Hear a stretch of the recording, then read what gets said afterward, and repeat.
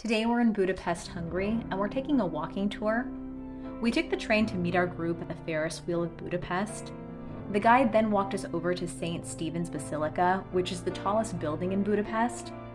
Inside, there is the mummified hand known as the Holy Hand that belonged to the first king of Hungary.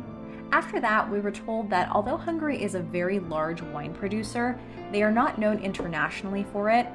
Our guide told us that Hungary is simply terrible at marketing and that we need to try Hungarian wine before we leave.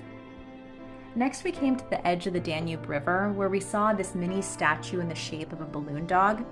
We were told that a famous Hungarian artist creates mini statues and places them in random spots around the city for people to enjoy. There are entire tours featuring them. After that, we walked down to the riverbank and came to a series of empty iron shoes facing the Danube River.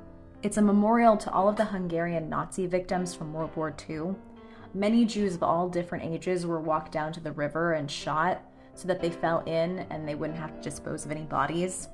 More than 20,000 Jews were killed on the river this way.